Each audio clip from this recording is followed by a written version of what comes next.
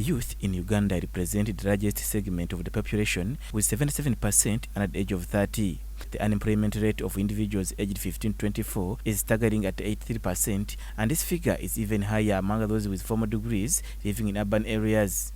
Researchers have determined that equipping younger people with various entrepreneurship skills is the most effective strategy to combat unemployment in Uganda. In anticipation of limited job opportunities, universities have begun to empower students with practical skills in addition to their academic qualifications. To thank God, first of all, for Ndege University for having seen this opportunity that we have explored of allowing our students to venture into the world of creativity and innovation. Innovations, as we've seen, our students, some of the art pieces and the bakery, the pastry that they have made this year, that are going to make them to stand a competitive edge.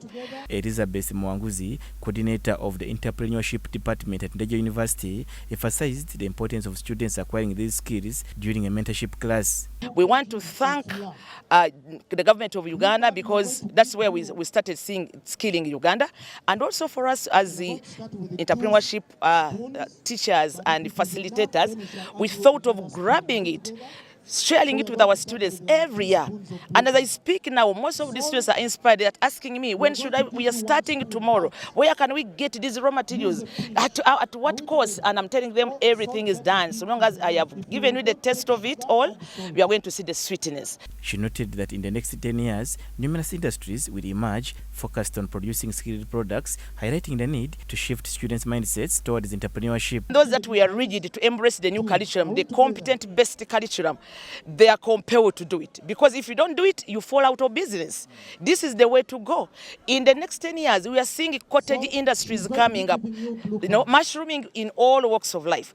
We are seeing in the next 10 years, graduates coming from the university and starting up art galleries. Students now, much as they study all these other subjects and the courses, but they are also able, even before they get a job, they are able to create their own things. Some of these things can be used at home, in their homes, and some of them can even be sold out, so that the students, even before they get unemployment, they can have some income. And we want to nurture a culture of self-reliance, that after campus, how are you going to survive and thrive? We want to have a paradigm shift in the way of understanding education. People think education is to give you a job. There are so many people who are schooled today in different disciplines, so many graduates. Where are the jobs? The jobs opportunities are very few. Reverend Ratima Mwanguzi Sendi, Ndege University chaplain and acting dean of students, explained the motive of skilling students in entrepreneurship is to prepare them after university, not to waste much time seeking for jobs. They are making different things, craft work, jewelry, cosmetics, things in the food science, and others. The idea is to prepare these students after university, as you understand that it's now common knowledge. We don't want people to seek jobs. We want them to create them. Students that are offering entrepreneurship skills at Ndege University, like making liquid soap, chapats, chairs, paper bags, and other products, explains why they were much inspired to offer such skills while at the campus. Entrepreneurship is a course unit that encourages us. Okay, it widens our thinking capacity. It helps you to think way further. It helps you to get to know, because it has a practical part of it. The practical part of it helps you to think, to develop ideas. What is the problem that is in the environment, and how can I solve it? For example, we have looked at the vessels we have made, the vessels that have been made previously behind there.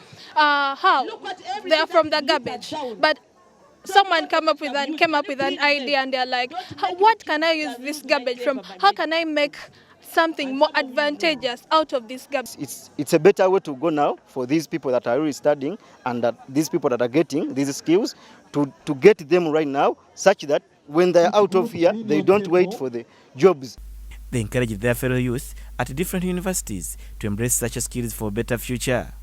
I encourage all students that have joined campus that such skills and such lessons that we get here they can really help you get somewhere. Okay, let's say if you have an intention of the collar job, those white collar jobs that you guys need, it is not sometimes really easy after campus. When I do my small jerry can of liquid soap at 15 and I get 40, I get that range of 25,000. That is my profit.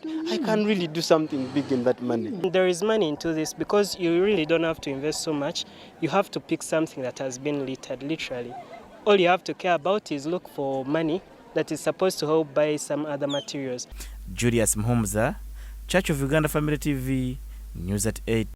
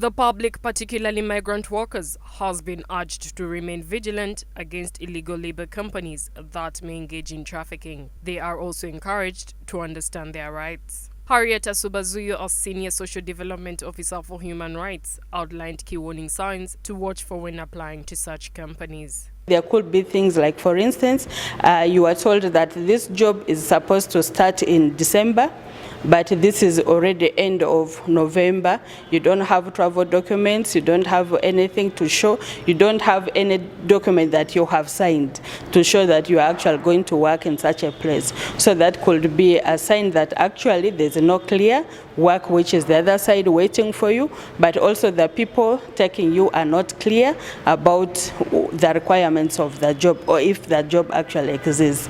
Then too, there could be things like they take your passport. When you bring your passport, they tell you, okay, leave us your documents, we stay with them. And at the end of the day, you find that your documents are not returned to you, and 6 months, 3 months, you are waiting, but there's no clear communication. In addition to emphasizing the importance of vigilance regarding labor externalization, she also highlighted some of the underlying labor rights violations that many workers experience in their workplaces. Not giving employment contracts, not giving leave for the workers, but also having non-responsive work environment, like abusive or abuse of workers at work hours. That's when you're working, someone abuses you, a boss does this and that.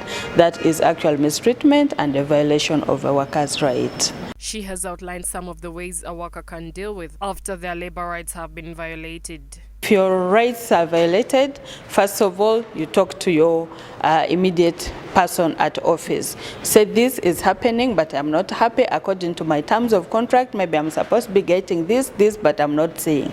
So if that fails, then you can run to the labor officers, both at your sub-county or at your local government where you're working at the sub-county. The information is received by CDOs and forwarded to district labor officers. So you follow up from the district labor officers from your respective institutions, but also when they fail to settle, and if the matter persists, then it can be escalated to the industrial court for further management. Harriet stated that the Ministry of Gender, Labour and Social Development has implemented various interventions to ensure that migrant labourers are protected while they work abroad. The role of Ministry of Gender, Labour and Social Development when it comes to externalization of labour, it is first of all to create an enabling environment for the workers or the prospective workers to be able to safely go and undertake this work, but also safely return home. This includes, for instance, putting in place standards to check procedures through which these workers are recruited internally, but also through which they transit or they move to the receiving country and how they work, then return. And this is done through, we have strategies in place to see how workers can safely go and work out and return, but we also have agreements with some of the countries so that when our workers, Ugandan workers, go to their countries, they are actually protected within their systems, but also they are safely returned to our country once their contract is over. The Senior Social Development Officer for Human Rights has advised anyone interested in working abroad to verify the legitimacy of labor companies through the Ministry of Gender, Labour and Social Development. So to an individual who is looking out to go for such an opportunity, I would encourage them to validate with the Ministry of Gender to ensure that actually the company that has advertised for these jobs is a genuine company which is licensed by Ministry of Gender, whose license as it is valid, and they are entitled to support or facilitate labor externalization. However, they should also avoid those people who come unsuspecting members that actually take advantage of our people who are not aware. Labor rights violations refer to the failure to uphold standard labor rights in the workplace, which infringes upon the rights of workers. Hope Nyongereza, Church of Uganda Family TV, News at 8.